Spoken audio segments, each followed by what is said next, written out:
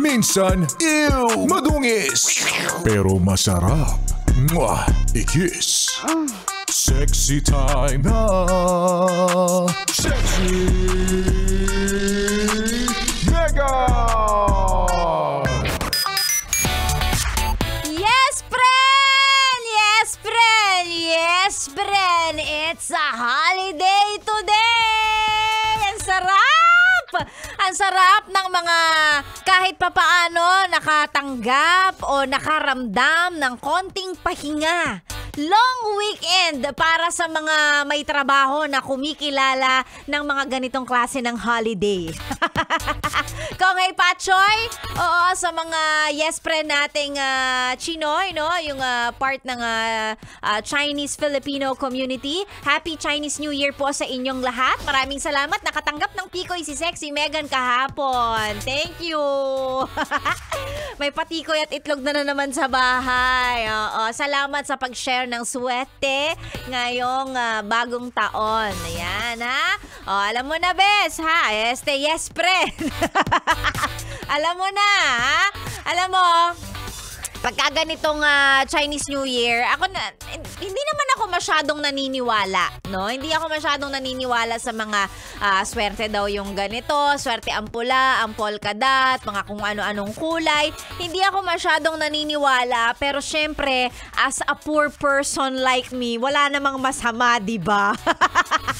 Di ba? Lahat ng pwedeng pampaswerte, pampa-attract ng pera na pwede nating gawin, gagawin natin. Bakit? Dahil mahirap tayo. Mahirap tayo eh. Kaya nung minsan may nagsabi sa akin na alam mo swerte yung yellow na wallet. Ay! Kinabukasan. O, i-shopee natin yan. Maswerte daw kaya yellow yung wallet ko. O, diba?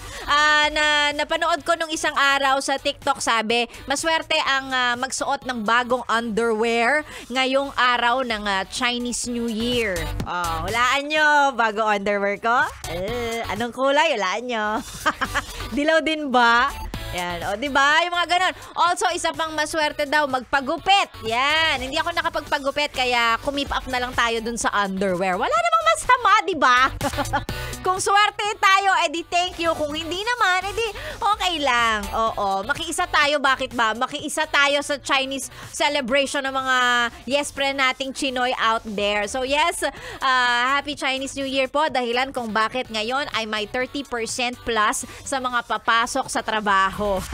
Special non-working holiday kasi. Ayan, at syempre kung nag-holiday ka man or hindi ka nag-holiday, kung normal pa rin ang ginagawa mo ngayong araw na to because wala ka namang hindi ka apektado, di pareho tayo.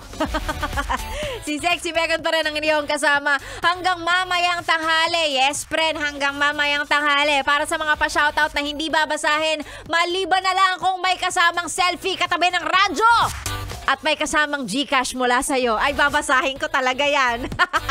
I-send mo sa aking Facebook page, Sexy Megan. Magkakasama tayo tuloy-tuloy hanggang mamayang tanghali. Ngayong araw ng Biyernes, dito lang sa 101.1 Yes FM. Kasama mo na Sexy Megan. Tuloy-tuloy tayo sa mga kantang pampagising, pampaganda ng iyong mood ngayong Friday morning.